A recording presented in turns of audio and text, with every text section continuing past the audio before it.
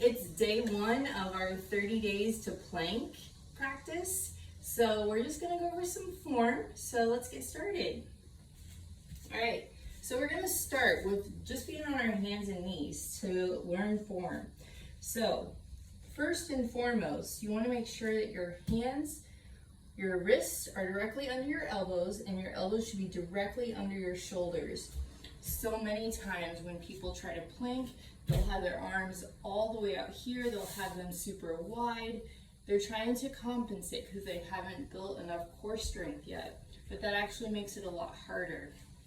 So you want to make sure that everything's in a straight line. A lot of planking is making sure that everything's in a straight line. You want to think about poles running through your body so that you can't move things like out of whack. You don't want your elbows out here. You don't want your wrists to be, or your hands to be like turned in. You want them straight. So something else with your hands is you want to work at pressing down through your knuckles. So you kind of, it's hard to explain, but you want to shift your weight. You can kind of pick your wrist up to push down through those knuckles.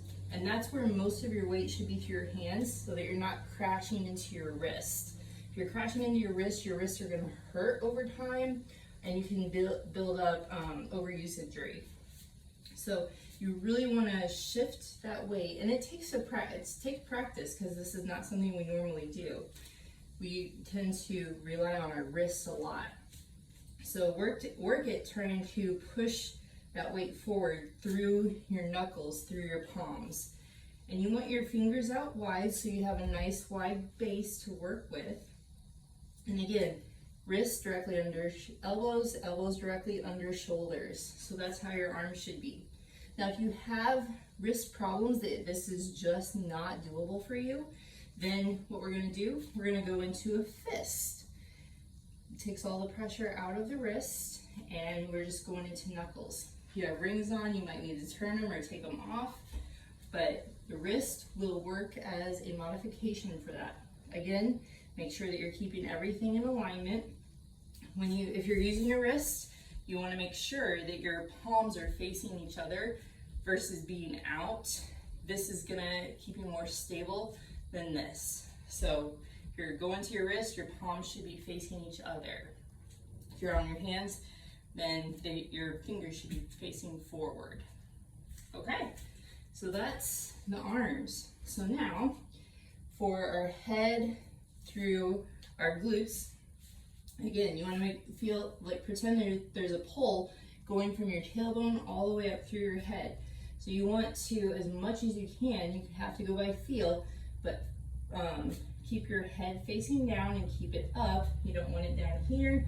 You don't want it up here. See what happens when you go up, you tend to arch your back. When you go down, your back tends to round. We want to try to keep it all as straight as possible. Something that helps with trying to feel that out is trying to push your upper back up slightly. You don't want to round it, but if you can think about not collapsing and trying to push through your upper back up just a little bit, that will help pull that up to be in a straight alignment. So again, head should be facing forward.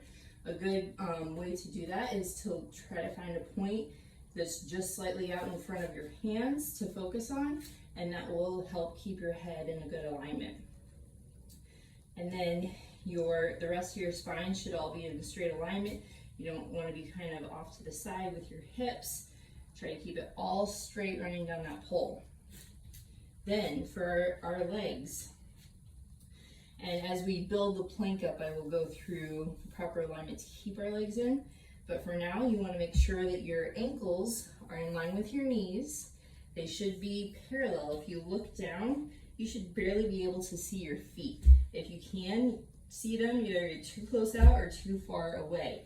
So you should barely be able to see them if they're right in line with your knees, your ankles.